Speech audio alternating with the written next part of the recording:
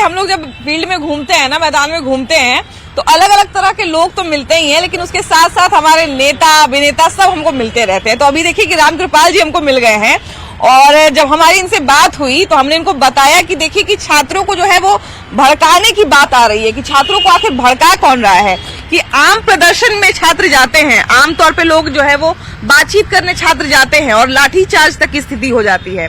तो सवाल साफ हो जाता है, क्योंकि बार बार इलेक्शन में ही ऐसा क्यों होता है। 2020 में अग्निवीर हो गया, उसके बाद लोकसभा इलेक्शन जिस समय था उस समय भी हुआ कि 17 महीने में जो है वो इतनी नौकरी दे दी गई, बहुत तरह का बात कहा गया है ना। और खासकर छात्रों को ढाल बनाकर विपक्ष जो है उनको उकसा रहा है, ये भी बात कहीं कहीं से निकल के सामने आ रही है ना। कौन भड़का रहा है आखिर छात्रों को? सच्चाई है कि जब इलेक्शन का मौसम, हर चीज का मौसम होता है, तो इलेक्शन का मौसम आने वाला है, आ ही गया है। मैं समझता हूँ कि लोकसभा खत्म हुआ, अब विधानसभा का आने वाला है। तो ये जो विभिन्न पार्टियों के जो नेता लोग हैं, जो गिद्ध की तरह नजर गए रहते हैं, गिद्ध की तरह, उनको आम जनता से कोई मतलब है नहीं। जब इलेक्शन आएगा तो सारी चीजों के वो ध्यान उनके मन में ये बात आ जाएगी। तो अभी जो कल की घटना दुर्भाग्यपूर्ण घटना है, मगर बिहार पब्लिक सर्विस कमीशन के संदर्भ में जो परीक्षा के संदर्भ में बात उठी और बच्चे भड़के और उग्र हो गए, हजारों लाखों लोग प्रभावित हुए और जाके प्रदर्शन किया। मजबूरन में विधि व्यवस्था के लिए पुलिस को हल्की लाठीचार्ज भी करनी पड़ी, जो कहीं न कहीं दुर्भाग्यपूर्ण है, मैं इस बात को मानता हूँ। मगर हालांकि बिहार पब्लिक सर्विस कमीशन आयोग का एक बयान भी आ गया, क्लियर कट बोल दिया कि जो कंफ्यूजन है बिल्कुल गलत ढंग से प्रचारित किया गया है, भड़काया गया है। तो ये वो लोग हैं जिनको जनता नहीं पूछती है। ये पूरे इंडिया में कोचिंग जो है ना बहुत बड़ा हब बना हुआ है, और पैसे का बहुत बड़ा कारोबार है। शॉर्ट ड्यूरेशन में बीपीएससी ने एग्जाम कंडक्ट शुरू किया। नतीजा हुआ कि जो बिजनेस उठाया था कोचिंग ने, उनका सिलेबस कंप्लीट नहीं हुआ, और नतीजतन है कि बच्चे वहाँ पे देख रहे हैं कि किसी तरीके से डेट आगे बढ़ जाए, उनका सिलेबस कंप्लीट नहीं हुआ, और नॉर्मलाइजेशन का ये झंझट पैदा हो गया, और बीपीएससी इन चीजों को क्लियर करने में असमर्थ साबित हुआ। उसने डिले किया, यदि वो पहले कर दिया रहता तो इतना आंदोलन नहीं होता। अच्छा, एक बात इसमें सीरियसनेस का पैमाना आपका क्या है? 2 दिन आपका सेट थी वो बंद रहा, सर्वर काम नहीं किया, तो वो सीरियस लड़का नहीं थे, इसका मतलब? अच्छा, ये बताइए कि बहुत सारे लोग ये भी कह रहे हैं कि जब प्रोटेस्ट आप लोग का चल रहा था तो जानबूझकर प्रोटेस्ट को हल्का करने के लिए या छात्रों का जो पक्ष है उसको कमजोर करने के लिए, छात्रों के, अगर हम साफ शब्दों में कहें तो छात्रों के कंधे पर बंदूक रख के अपना निशाना साधने के लिए आप लोग को भड़काया गया। अच्छा, भड़काया गया। क्या लगता है मैम, हम लोग भेड़ बकरी हैं क्या? कोई भड़का देगा, कोई ऐसे डंडा दिखा देगा, हम लोग चल देंगे? ऐसा तो नहीं है। हम लोग पढ़े लिखे हैं, हम लोग बीपीएससी का एग्जाम दे रहे हैं। आप पहले नोटिफिकेशन निकाल लेते कि भैया हम ऐसा कुछ नहीं कर रहे हैं, आप एग्जाम दीजिए। लेकिन जब हम लोग, सुबह में भी हो सकती थी, सुबह में हो सकती पैदा हुई, जब हम लोग वहाँ पहुँचे, मार खा के रूम पर चले गए, फिर रात में आप निकालते कि ऐसा हम नहीं कर रहे हैं। आप कर क्या रहे हैं? 1 सप्ताह से हम लोग मानसिक प्रताड़न झेल रहे हैं, प्रिपरेशन पूरा बंद है। हाँ, जो बच्चे अपना रूम में बैठ के तैयारी करो उसकी बात मैं नहीं कर रहा हूँ, लेकिन जिसको जरूरी आएगा तो इसके लिए क्या आप इतना जो हमको परेशान किए हैं, बस थोड़ा सा आप ध्यान रखिए। जिन बच्चों का छूट गया है फॉर्म भरना, उसके लिए रीओपन कर दीजिए और एग्जाम का डेट थोड़ा एक्सटेंड कर दीजिए। बीपीएससी ऑफिस के साइड में हम लोग रोड पे नहीं थे, बकायदा हम लोग रोड के बाहर थे, हम लोग बाहर प्रोटेस्ट कर रहे थे। ठीक, इसके बाद जब दिलीप भैया आए, दिलीप भैया को वो भी बाहर थे, बोले कि रोड पे नहीं करना है, जाम लगेगी, ट्रैफिक बाधित होगी, तो हम लोग बाहर ही कर रहे थे शांतिपूर्ण तरीके से जी। इसके बाद कोई प्रशासन आए, वो बोले कि चलिए बात करना है, बीपीएससी ऑफिस चलिए, और वो ऐसा नहीं बोले कि आप लोग 5 लोग चलिए, डायरेक्ट बोले कि आप लोग चलिए बात करना है। जब हम लोग गए, सड़क पार कर रहे थे, इसके बाद हुआ क्या कि ट्रैफिक जाम हो गया, लाठीचार्ज करो। इसके बाद हम लोग को पीटा गया, सीधा के सीधा हम लोग को पीटा गया और उनको अरेस्ट करके ले गया, जानबूझ के ऐसा किया गया। यहाँ पर जितने भी लोग हैं सब किसी न किसी नौकरी की तैयारी करते हैं, सब जो है वो अलग अलग क्षेत्र में मेहनत कर रहे हैं, लेकिन सबसे बड़ा सवाल यही है कि इनका मेहनत जो है वो किस दिशा में जा रहा है। भैया, किस चीज की तैयारी करते हैं? मैं तो अभी बिहार पुलिस और दरोगा का तैयारी करता हूँ, बीपीएससी का भी। सिपाही भर्ती परीक्षा भी एक बार लीक हो चुका है। अच्छा ये बताइए भैया कि आखिर ऐसा कहाँ कमी रह जाता है जिसके कारण बार बार बिहार में पेपर लीक हो ये जा रहा है? एक्चुअली विभागीय स्तर पे होता है और इसमें मंत्री और सचिव की मिलीभगत के फलस्वरूप ही होता है ऐसा। क्योंकि अगर देखें तो ये प्रशासनिक स्तर पे तो ये बहुत बड़ा फॉल ही है ही, बिल्कुल बिल्कुल। और इससे बहुत सारा नुकसान होता है स्टूडेंट का, हम लोग का, और पैसे खर्च होते हैं आने जाने में, या मतलब घर से एग्जाम सेंटर तक आने जाने में बहुत सारा पैसा खर्च होता है, और यही सब है और क्या। अच्छा जब भी कहीं किसी जगह का पेपर लीक होता है भैया तो उस पर जो है वो पूरा एक कहा जाए कि पूरा एकदम सिस्टम बनता है, पूरा जो है वो समिति गठन होती है कि कहाँ गलती हुई, कहाँ ये पूरा सदन बनेगा, सब लोग मिलके जांच करेंगे, जांच करते भी हैं, लेकिन फिर वो मामला जो है वो धीरे धीरे खत्म हो जाता है। आखिर ऐसी क्या कमी रह जाती है कि बार बार जो है वो पेपर लीक पे संज्ञान लिया जाता है फिर भी पेपर लीक हो जाता है? क्या सच में सरकार की मंशा ऐसी नहीं रहती कि हम पेपर लीक को रोक दें? सिस्टम एक्टिव नहीं है, सिस्टम एक्टिव नहीं है, और क्या बोलेंगे। क्योंकि कई बार पता चलता है कि जहाँ पे प्रिंट होता है, जो क्वेश्चन पेपर जहाँ पे प्रिंट होता है वहां से लीक हो गया, या फिर बहुत सारी एजेंसी है, ऐसी कोई एजेंसी जो है जो परीक्षा करवाती है, कभी कोई एजेंसी बैन नहीं होती कि हाँ भाई इनके कारण जो है वो हमारा पेपर लीक हो गया तो हम एजेंसी को ब्लैकलिस्ट कर देते हैं या बैन कर देते हैं, ऐसा भी नहीं होता कभी। सरकार जो है दूसरे के तरफ जितना भागते हैं एजुकेशन के तरफ उतना नहीं भागते हैं, इसीलिए ऐसा होता है, और कोई बात नहीं है। अच्छा देखिए कि जब भी किसी चीज जी कई बार देखा गया कि ब्लैक लिस्टेड कंपनी को ही बार बार दिया जाता है, जबकि जानते हुए तो ये ऑब्वियसली कि ये प्रशासनिक स्तर पर बहुत बड़ी लापरवाही है। अब ये तो सरकार, इस बार तो हम लोग को CSBC फेयर एग्जाम हुआ है, इस बार जो पहले तो 1 अक्टूबर को हुआ तो वो तो बहुत वायरल हो गया था, तो वो कैंसिल हुआ, लेकिन दोबारा हुआ है तो मल्टीपल सेट्स बने, क्वेश्चन भी अच्छे थे, तो यहाँ जितने भी लड़के हैं सब पढ़ने वाले ही हैं। और रही बात, अगर आयोग कोई भी आयोग चाह ले तो वो पेपर लीक रोक सकती है, इसका जीता जागता उदाहरण अभी CSBC ने दिया है, तो यही है। अभी देखिए कि CHO वाला जो पेपर लीक हुआ तो पता चला कि जितने एग्जाम सेंटर थे वहाँ पर बहुत सारे उपकरण मिले, बहुत सारे डॉक्यूमेंट मिले, तो आखिर इतना कहाँ सिस्टम फेल हो जाता है कि वो सारी चीजें वहाँ तक पहुँच जाती है, उसके बाद पता चलता है। अब इसमें तो कहीं ना कहीं वो जो संस्था एग्जाम करवा रही है उन लोगों को भी कमी रही होगी, उस लेवल की वो लोग अपनी तैयारियां नहीं कर पाए, क्योंकि जो सेटर है उनसे एक स्टेप आगे सोचता है। बिल्कुल बिल्कुल। आप यहाँ हैं तो वो यहाँ है, तो वो अपना दिमाग उतना सेट करके रखता है, तो जितने भी संस्था है उसमें तो एक से एक अधिकारी हैं, अपना दिमाग उस टाइप से लगाएं, और फिर वो जो लूप होल है उसको भरने का काम करें। बिल्कुल, हम लूप होल्स की बात कर रहे हैं कि आखिर ऐसा कौन सा लूप होल्स है जिसको भरने में अभी भी हम नाकामयाब हैं, क्योंकि बिहार में एक तो वैसे ही बेरोजगारी है, वैसे ही हम लोग जो है वो हमेशा कहते रहते हैं कि हम यहाँ पे भर्ती ही नहीं होती, यहाँ पर जो है बहाली ही नहीं आती, बामुश्किल बहाली आती है, बामुश्किल एग्जाम होता है, बच्चे कितना संघर्ष करके एग्जाम देने जाते हैं, ये तस्वीर आपको हर एग्जाम के बाद न्यूज़पेपर में छपा हुआ और टीवी चैनल पे दिख जाता है ना। क्या लूप होल्स है भैया जिनके कारण बार बार पेपर लीक होते जा रहा है? पेपर लीक का ही ऊपर से ही होते हैं, समझे, ऊपर से सबका हाथ रहते हैं, बड़े बड़े अधिकारी का ऊपर से ही होते हैं सब चीज। क्योंकि जब एक एग्जाम का पेपर लीक हो जाता है उसके बाद जब वो एग्जाम जब दोबारा होता है तो हम लोग सुनते हैं कि इतना सिक्योरिटी ये किया गया है, इतना सिक्योरिटी टाइट कर दिया गया, इतना सारा कैमरा लगाया गया है, ये किया गया है, इतने पुलिस बल तैनात हैं जो प्रॉपर चेकिंग करेंगे, उसके बाद जो है जाएंगे, और उसके बाद भी वो जब परीक्षा होती है तो हम लोग सुनते हैं कि 20 मुन्ना भाई पकड़ा गए। सही बात है, सुनते हैं ना? बिल्कुल। तो फिर ये कैसे संभव हो जाता है? ये कहीं ना कहीं अंदर का ही कुछ प्रॉब्लम है, जो लोग अंदर से इसमें लगे हुए हैं, पूरा जिसका अंदर तक पहुँच है वही सब ये करवाता है, अन्यथा बाहरी का तो इतना मजाल नहीं कितना सिक्योरिटी के बावजूद कोई कुछ कर सके। बिल्कुल बिल्कुल। अच्छा आप देख लीजिए कि अभी मतलब एक छोटी सी बात आपको हम समझाते हैं कि अगर कोई बच्चा जो है 100 बच्चे अगर एग्जाम दे रहे हैं, एग्जाम सेंटर में बैठे हुए हैं, उसमें से अगर 2 बच्चे लेट हो जाएं, 10 मिनट या 15 मिनट बाद आए, तो समझिए कि उनको घुसने नहीं दिया जाता।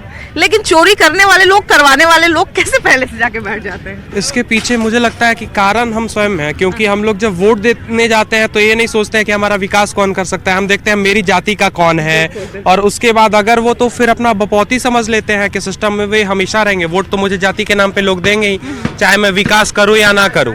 तो जब तक ये चीज हमारे दिमाग से नहीं हटने वाली तो ये सिस्टम नहीं खत्म होगा, और ये पेपर लीक और बहुत सारी जो धांधलियां हैं वो जमीनी स्तर से नहीं खत्म होने वाली, ऐसा मुझे लगता है। तो सबसे पहले बदलाव खुद से। सोचिए कि अपना काम धाम छोड़ के वहाँ पे खड़े हैं, मतलब कोई काम नहीं है तभी तो।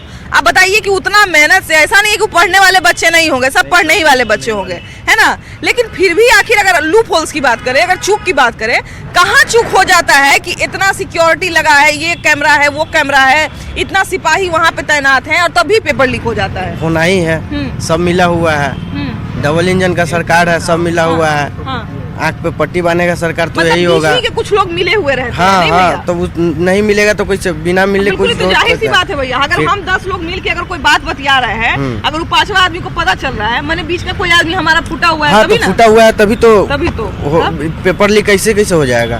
पेपर लीक हो रहा है, इसका मतलब सब मिला हुआ है। देखिए, इसमें तो ज्यादातर गार्जियन का दोष है, पहला बात।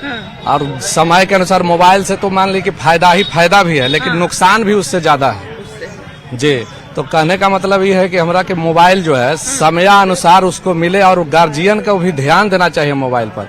आज जो रील की बात कर रहे हैं, माने कितना छोटा 2-3 बरस के उसको भी माने गार्जियन ही सिखाता है उसको भी रील। और ऐसा गाना, ऐसा कोई नहीं है कि फिल्मी गाना, जो सामाजिक गाना, उस पर कोई रील नहीं बनाते मिलेगा।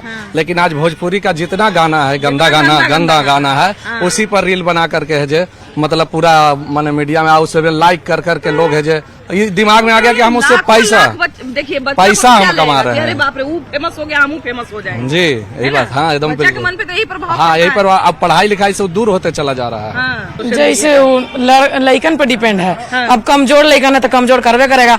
हम तो सब चीज चलाते हैं, इंस्टाग्राम सब चलाते हैं। तो डिप्रेशन होता है तो बाइक निकाले, घूम के चलाए, इधर उधर कर लिए, बस काम खत्म। तो आपको बाइक को नहीं चलाना चाहिए। हाँ, तो नहीं चलाते, थोड़ा सा चला लिए, घूम फिर लिए, कुछ खा पी लिए, बस डिप्रेशन खत्म हो गया। क्या भैया सही में ऐसा कोई कानून का जरूरत हमारे यहाँ है क्या कि बच्चों को 16 साल से जो कम उम्र का बच्चा है वो सोशल मीडिया से तनी दूर रहे? ये तो जरूरी है, लेकिन ये भी है कि जो पढ़ने लिखने वाला बच्चा है, मान लीजिए मैट्रिक पास किया, इंटर किया, तो उन लोगों को तो मोबाइल पर थोड़ा पढ़ना लिखना तो जरूरी हो जाता है। तो इसलिए जरूरी भी है, लेकिन गलत जब कर रहा है तो उस पर गार्जियन को भी ध्यान देना चाहिए। जो ऑस्ट्रेलिया में जो कानून बना है उसके हिसाब से अगर मान लिया जाए कि ट्विटर पे अगर बच्चों का अगर अकाउंट पकड़ा गया कि बच्चा लोग जो है अकाउंट बनाए हुए है, तो 32 मिलियन का जो है जुर्माना लग जाएगा। जिस सोशल मीडिया प्लेटफॉर्म पे बना है उस पर जुर्माना लग जाएगा, है ना। नियम तो ऐसा कानून होना चाहिए हमारे यहाँ भी, होना तो चाहिए, सिस्टम लगना चाहिए। आज सिस्टम में कोई मानता है? टिकटॉक कभी नाम सुने थे कि नहीं? टिकटॉक तो अभी बैन हो गया है ना, उसका नाम सुने थे? इंस्टाग्राम का भी सुने थे। रील्स देखते हैं आप? नहीं ना। रील्स बनाए हैं कि नहीं? आज तक नहीं बनाए। बाबा एक मंत्र बोलना चाहते हैं। मंत्र? हाँ बोलिए बाबू, बोलिए। आपदाम पहरतारम दातरम सर्व संपदाम लोकाभिरामम श्रीरामम भूयो भूयो नमाम्यहम रामाय राम भद्राय रामचंद्राय वेदसे रघुनाथाय नाथाय सीताय पते नमः नीलाम्यम समल कोमलांगम सीता समारोपिताम भागम पारुमासाय चारुचापम नमामि रामम यगुवंशनाथम। वाह वाह वाह, क्या बात है। मंत्र आपको कौन सिखाया? इंस्टाग्राम बिना रील का लड़का।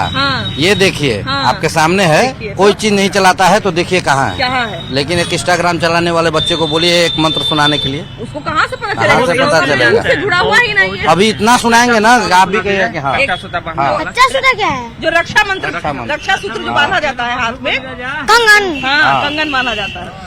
जैन बद्यो बलि राजा दान इंद्रो महाबला तेन ताम प्रतिबंधामी रक्षा माचल माचला। वाह वाह वाह। तो देखिए कि बहुत अच्छा जो है ये उदाहरण दिए कि देखिए कि बच्चा जो इंस्टाग्राम से दूर है। भैया बात सही है कि हम लोग भी जब बच्चे थे तो हम लोग को पता था कि दधिमुख कौन है, रामायण में दधिमुख का क्या भूमिका है ना, रामायण में कौन कहाँ क्या हुआ था, सीता माता का जो है चूड़ामणि कहाँ गिरा था, ये सब पता था। आजकल के बच्चा को खाली इतना पता है कि शाहरुख खान का कितना फॉलोअर है ना, विराट कोहली को कौन अनफॉलो कर दिया, यही बात पता है। इससे ज्यादा उम्मीद नहीं रखी आजकल के बच्चा से। तो ये जो इनके देखिए कि अभी भैया बड़ा एक अच्छा बात बोले कि ये है बिना सोशल मीडिया का बच्चा नहीं, मोबाइल नहीं देखता है। चलिए मोबाइल ठीक है, कुछ मान ले जैसा, हालांकि ये तो देखिए कि इतना अच्छा बात अगर दूसरा बच्चा इनसे सीखे तो बहुत अच्छी बात है। बिना सोशल मीडिया का इतना कुछ सीख गए। आजकल के बच्चा पर सोशल मीडिया कितना गलत प्रभाव डाल रहा है? बहुत ज्यादा। लेकिन माँ और बाप भी उसका जो है सहारा है। बिल्कुल, ये तो है, जिम्मेदारी तो है उनकी। दूध पिलाते हैं बच्चे को मोबाइल देकर, अपनी काम करने के लिए बच्चे को मोबाइल धरा देते हैं। वही बच्चा वो जब आदत पकड़ लेता है तो कहते हैं कि लड़का की गलती है। लेकिन आज शौक से अपने गार्जियन माता पिता खुद बच्चे को दे रहे हैं मोबाइल। मेरा बच्चा मंत्र बोल रहा है आपके सामने, क्यों बोल रहा है? मैं मंत्र सिखाता हूँ, मैं मोबाइल नहीं दिखाता हूँ। मेरा बच्चा मोबाइल को बहुत दूर छोड़ के रखे हुए है, कहता है कि ये ब्रेन खा जाएगा, मेरा आँख खा जाएगा। तो मैं क्या करूँगा, मैं ब्राह्मण हूँ। छोटा छोटा बच्चा का तो आँख में चश्मा लग गया भैया आजकल। तो कहता है कि नहीं नहीं हमारा खत्म हो जाएगा तो हम मोबाइल के काले देखेंगे, इसको भीगिए बाहर। मेरे लिए ये बिना काम का है, जब काम के आवेगा तो मैं देख लूंगा, है ना? तो जब एक मंत्र हम सिखलाएंगे तो मंत्र सीखेगा, यदि मोबाइल दिखाएंगे तो मोबाइल देखेगा। सही बात है। इसमें माता पिता का भी बहुत बड़ा दोष है। ऐसा नहीं है कि सोशल मीडिया वाले को ही दोष है। संस्कृति से भी तो कट गए भैया। तो तुम संस्कृति से कट रहे हो, तो जब माँ पिताजी ही ठीक रहेंगे तो बच्चे ठीक होने की आशा रखेंगे। यदि माँ पिताजी ठीक नहीं रहेंगे, बच्चे को कभी ठीक होने की आशा नहीं रखें। रोजगार के बारे में बात कर ले नहीं बता पाती है, वही पूछते खाली हीरो हीरोइन के बारे में तो सब पता। पहली पाठशाला तो माता पिता है, और माता पिता के पाठशाला में आप फेल हैं तो फिर आगे आपका सही जो रास्ता है नहीं मिल पाएगा। खर्च ये नहीं कि मतलब दहेज या पटाखा ये कुछ भी मतलब दिखावा ओवर ये सब नहीं कर सकते हैं। वो खुद में होना चाहिए, बॉयज साइड और गर्ल साइड दोनों साइड से। बिल्कुल सही कह रही कि मतलब मेरे हम कितना अफोर्ड कर सकते हैं, कितना खर्च कर सकते हैं, तो उसी से खर्च रुक सकता है। ये नहीं कि मतलब आप बोल रही हैं नहीं ये बिल्कुल सही कह रही है कि आपको लगता है कि आपका बजट जो है वो शादी में जो है वो 50 लाख खर्च करने का है। अगर हमारा बजट शादी में 50 लाख खर्चा करने का है, हम 50 लाख क्यों खर्चा करेंगे? हम 2 लाख में शादी कर लेंगे, बाकी 48 लाख अपनी बेटी के अकाउंट में जमा कर देंगे, है ना? यस मैम, कम खर्चा करेंगे। कम खर्चा करेंगे। अगर हम बेटी के अकाउंट में अपने जमा कर देंगे, बेटी को भगवान न लगे कि आगे चल के कोई दिक्कत हो, तो वो कम से कम उस पैसे का इस्तेमाल तो कर सकती है। यस मैम, बिल्कुल इस्तेमाल कर सकती है, क्योंकि शादी में तो वैसे भी फिजूल खर्च होता ही है बहुत ज्यादा। दिखलावे के लिए तो बहुत से लोग बोल देते हैं कि अच्छा है शादी, लेकिन वही शादी में बहुत सारे लोग कमी भी निकाल के चले जाते हैं। इससे अच्छा है कि आप कम अफोर्डेबल में करो, अपने बजट में शादी करो तो सब ठीक है। अच्छा, आप क्या कहती हैं, इसको खर्च को कैसे रोका जा सकता है, फिजूल खर्ची को? खर्च को मैम मतलब अपने पापा मम्मी के अनुसार ही देख के करना चाहिए। लड़की सबको भी खर्च की, हाँ इतना हम खर्च, मेरे मम्मी पापा कितना खर्च कर सकते हैं, कर्जा उतना नहीं ले या कुछ भी। आप लोग क्या कहती है बाबू?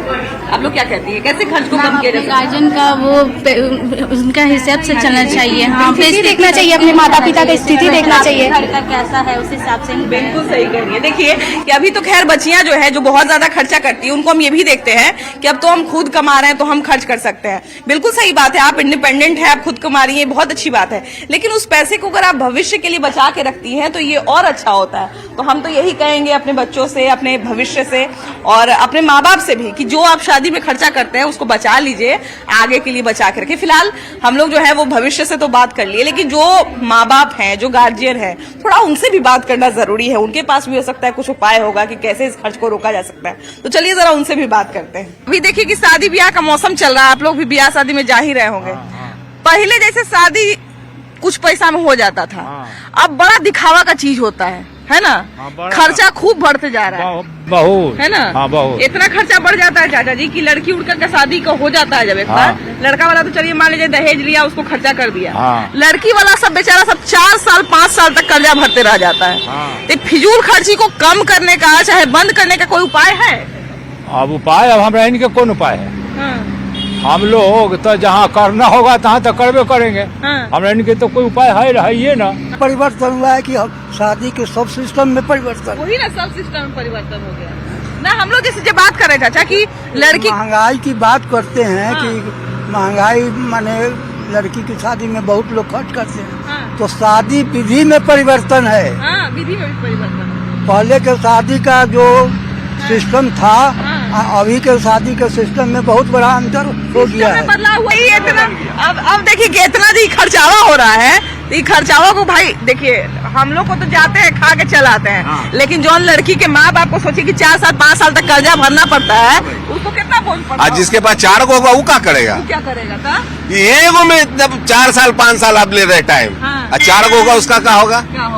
तो सारा जमीन जायदाद सब बेच बाच के वो राधे राधे करेगा वो। बेटी के ब्याह करके रह जाएगा, फिर अपना जीवन नहीं। कुछ नहीं, अब यही नहीं सोचना है, सोच यही इसी को बदलना है आपको। चाहे जिस हालत में बदलिए, लेकिन सोच इसी को बदलना है। चाचा जी, खर्चा को कम करने का भैया ये कुछ उपाय हो सकता है? वही ना, तब सब एक आदमी से तो नहीं आप ले सकते इंटरव्यू, सबसे लीजिए। क्या आप अंकुश लगाइए, इस पर अंकुश लगाइए। एक आदमी दो आदमी पहल करेगा तो फिर बाद में तो धीरे धीरे सब करना देखा में सब हो रहा है, और शौक को पुराने के एक दूसरा का देखते हुए कर रहा है, और क्या करेगा। हाँ, ये भी बात सही कर रहे हैं। फलानमा अपना बेटी के ब्याह में कितना खर्चा किया था, तो हम इतना खर्चा करेंगे, है ना। फलानमा के बेटा के ब्याह बरियाती ऐसे गया था, तो हम ऐसे ले जाएंगे। यही सब बात है, और कोई बात नहीं। शौक में आदमी मर रहा है, शौक दिखावा। लड़का वाला खोज रहा है, हाथी लड़का खोज रहा है कि 4 चक्का चाहिए। हमको 4 चक्का से जाना आना है। शादी होगा तो दोनों कैसे जाएंगे आवेंगे? 4 चक्का पर बैठेंगे, अपना जाएंगे। लड़की वाला भी खोजता है कि भाई हमारा मड़वा पे इतना गहना चढ़ना चाहिए, है ना। ये सब हमको तो जानकारी नहीं है। नहीं जानकारी है। आप दहेज लेके शादी किया कि बिना दहेज का? हम तो अभी शादी नहीं किए हैं। तो शादी जब करिएगा तो दहेज लीजिएगा कि नहीं? वो तो वक्त दिखाया जाएगा। अच्छा, ये बताइए चाचा जी कि पहले से ब्याह का सिस्टम बहुत बदल गया है ना, बहुत लोग खर्चा करता है, तो जो इतना मनी खर्चा करता है कर्जा ले लेके, उसको क्या कहिएगा? उसको क्या कहेंगे, लड़का लड़की राजी रहेगा तो अपना करेगा। भाई देखिए, हम तो यही कह रहे हैं ना कि अगर आपकी हैसियत है चांद तारा बुलाने का तो बुला के ले आइए, लेकिन हम तो यही कहेंगे कि आपकी शादी कैसे हो रही है ये मायने नहीं रखता है। मायने ये रखता है कि आपकी शादी किससे हो रही है। शादी में लड़का और लड़की खुश रहना चाहिए, उनका जीवन आने वाला भविष्य कैसा होगा ये सोचने पर ध्यान दीजिए, फोकसबाजी पर ध्यान मत दीजिए। हम तो यही अपील करेंगे अपनी जनता से कि जो है ना, इतना फोकसबाजी मत करिए कि आगे चल के उसका जो है वो आपको खामियाजा भुगतना पड़े। फिलहाल इस एपिसोड में इतना ही। वीडियो जर्नलिस्ट सुबोध कुमार के साथ आपकी भाभी जी, बाय बाय।